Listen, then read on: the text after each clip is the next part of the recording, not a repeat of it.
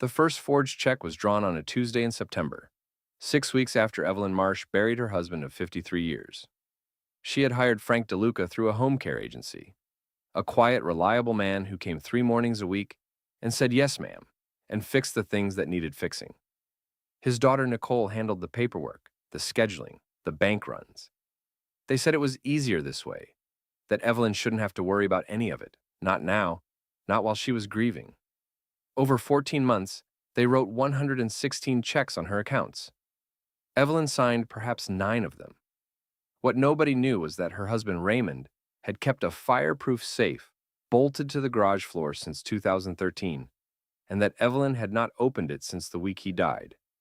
Because Raymond had told her, in the last clear conversation they had, that the safe was for exactly this kind of trouble, and that she would know when the time came. In 2021, in Westchester County, New York, a 77-year-old widow was defrauded of $280,000 over 14 months by a caregiver and his adult daughter who forged her signature on checks, drained her savings accounts, and convinced her that the withdrawals were being made on her behalf. Evelyn Marsh had lived in the house on Fieldstone Lane in Pelham since 1987. She and Raymond had bought it the year their younger son started high school. Raymond had been a civil engineer for a county infrastructure firm for 31 years. He was organized, financially conservative, and thorough. He handled the money. Evelyn had handled the children, the house, the garden, but the accounts, the investments, the insurance policies had been Raymond's domain, and she had been content to leave them there. Raymond was diagnosed with Parkinson's disease in 2018. The progression was gradual for 2 years and then faster. By 2020, he needed assistance with daily tasks, and Evelyn, who was 76 and managing her own mild arthritis and a heart condition, could not provide full care alone. They hired through an agency called Westchester Home Care Solutions, a licensed agency, bonded and insured. The caregiver assigned was Frank Deluca, 61, a calm man with a reliable schedule. He arrived at 8 every Monday, Wednesday, and Friday. He was quiet and competent, and Raymond tolerated him. Frank's daughter Nicole, 34, began appearing in spring 2021, first to drop off her father, then to come inside, then to sit at the kitchen table with paperwork she said needed Evelyn's attention. She described herself as helping her father manage his schedule and billing. When Nicole suggested in June that it would be simpler if Nicole had access to the checking account to handle recurring payments, Evelyn agreed. She added Nicole as an authorized user. She did not tell her sons, both of whom lived out of state. Raymond died on July 14, 2021, on a Wednesday morning in the bedroom on Fieldstone Lane with Evelyn beside him. He was 79. They had been married 53 years. Frank came to the house the following Monday. Nicole came with him and stayed for 2 hours, helping Evelyn sort through the immediate paperwork of death. She said Evelyn should not worry about the accounts, that she would take care of everything. Evelyn said thank you. She meant it. The first forged check cleared on September 9, 2021. It was made out to Westchester Home Care Solutions for $3,200, a plausible amount, a name Evelyn would recognize, drawn in a hand that resembled her signature. Nicole had practiced it. By October, the checks were coming twice a week. By December, Nicole had also opened a secondary account in Evelyn's name at a different bank, using documents she had accessed through the agency's client files, and was depositing checks and withdrawing them the same afternoon. Evelyn knew something was wrong by February 2022. She had received a letter from her investment brokerage noting unusual withdrawals. She called and was told that 4 wire transfers totaling $41,000 had been made to an account in Nicole's name. She sat at the kitchen table for a long time after she hung up.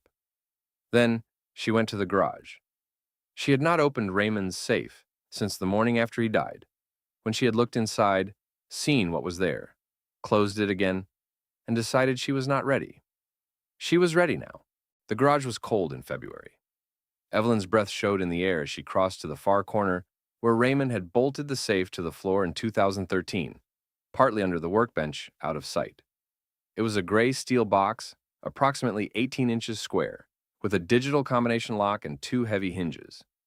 Raymond had chosen it specifically because it was fireproof and floor-mounted.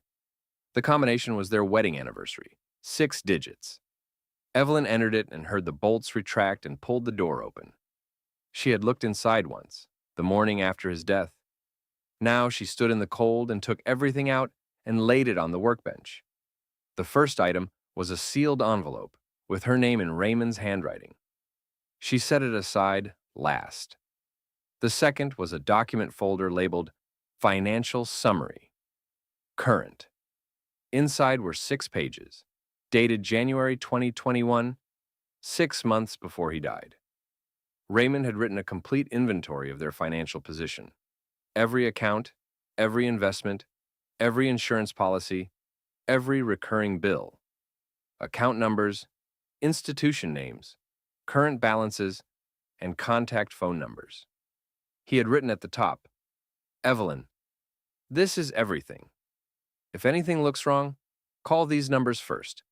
Then call Martin Reyes at the bank. His direct line is on page 3. Martin Reyes. Raymond had mentioned him, the private banker he dealt with, a man he trusted. The number was there with a note. He knows our account. He will help. The third item was a manila folder labeled Legal. Important. It contained their wills, drafted by an attorney named Barbara Cho in White Plains in 2019. It also contained a separate letter of instruction to Barbara Cho, signed by Raymond in March 2021, stating that if Evelyn ever contacted Barbara's office reporting financial irregularity, Barbara was to treat the matter as urgent and act immediately. Raymond had written, "My wife is trusting. She will not recognize trouble until it has already happened. When she calls, it has already happened." The fourth item was a small notebook in which Raymond had recorded every transaction over $500 in their primary accounts, dates, amounts, payees, running balances. The last entry was dated July 8th, 2021, 6 days before he died. Evelyn compared the final balance Raymond had recorded against the current balance on the bank statement she had received the previous week. The difference was $214,000. She opened Raymond's letter last. It was 2 pages. He had written it in January 2021. He told her where everything was. He told her he was sorry he hadn't taught her the accounts years ago, that it had been his failure and not her limitation. He told her that if she was reading this because something had gone wrong, she should act without hesitation and without giving anyone the benefit of the doubt a second time. He told her he loved her. He told her to call Barbara Cho in the morning. Evelyn folded the letter and put it in her coat pocket. She took the financial summary, the legal folder, and the notebook inside. She made a list of what she needed to do in the morning in order, and she put it beside the phone and she went to bed. Barbara Cho answered her own phone at 8:47 a.m. on a Thursday in February. Evelyn introduced herself and said Raymond had left a letter asking her to call. Barbara said she had been hoping Evelyn would call for 6 months. She said, "Tell me what you found." Evelyn described the brokerage letter, the wire transfers, the discrepancy between Raymond's notebook and the current account balance. Barbara said she was going to contact Martin Reyes at the bank immediately, and that Evelyn should not speak to Frank or Nicole Deluca before Barbara called back. She said, "Do not tell them you know anything yet." Martin Reyes had the account flagged for a fraud review within 2 hours.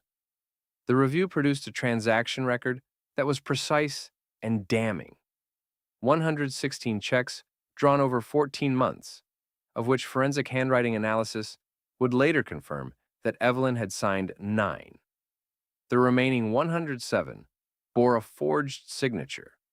The amounts ranged from $800 to $14,000.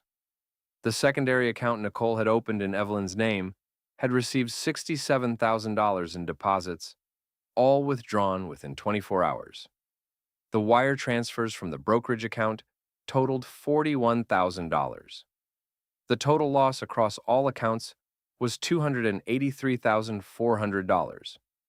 Under New York penal law, the relevant charge was grand larceny in the first degree.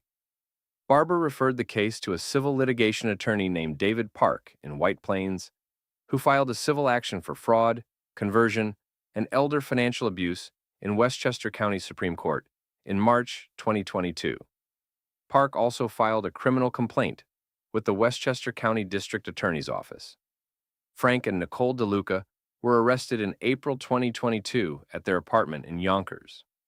The Yonkers police found a notebook containing practice signatures that matched Evelyn's forged checks, a prepaid debit card in Evelyn's name with a balance of $4,200, and a ledger Nicole had kept recording the transfers by date and amount. The ledger was thorough. Nicole had been tracking the fraud with the same organizational precision she had applied to managing Evelyn's household paperwork. The civil judgment was entered in September 2022. The court found Frank and Nicole Deluca jointly and severally liable for $283,400 in compensatory damages and ordered an additional $85,000 in punitive damages under New York's Elder Financial Abuse Statute. The Westchester County District Attorney secured criminal convictions for both defendants in March 2023. Frank received a sentence of 4 to 12 years.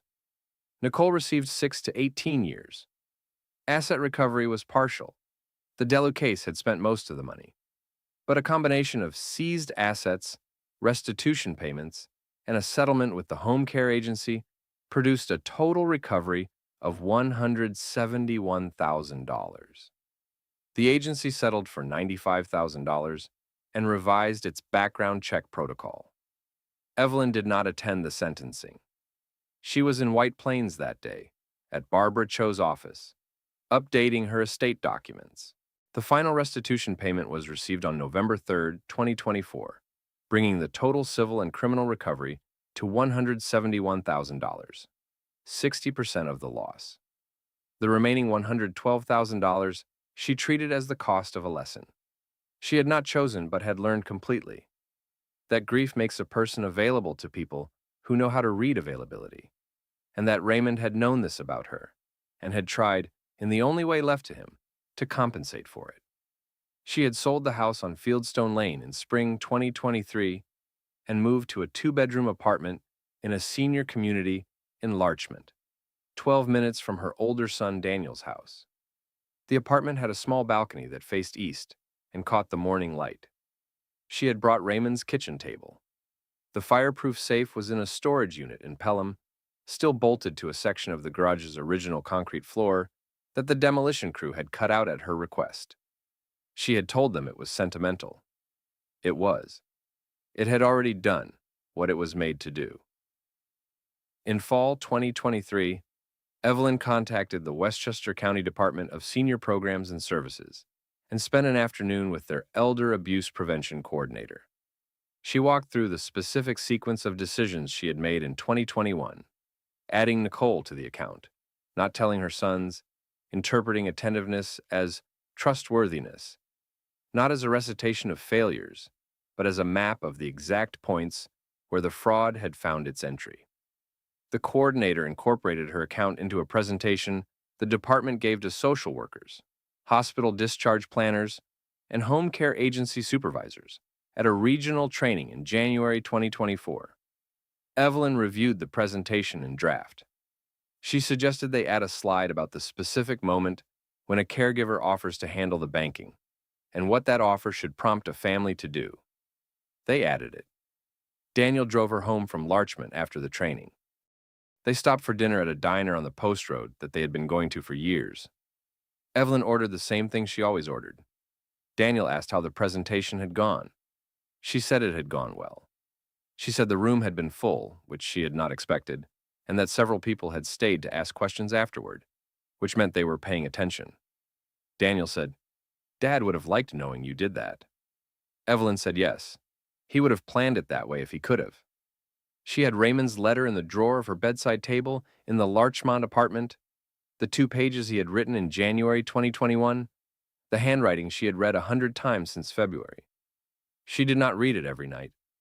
Some weeks she did not read it at all. But it was there, in the drawer, and knowing it was there was, she had found, enough.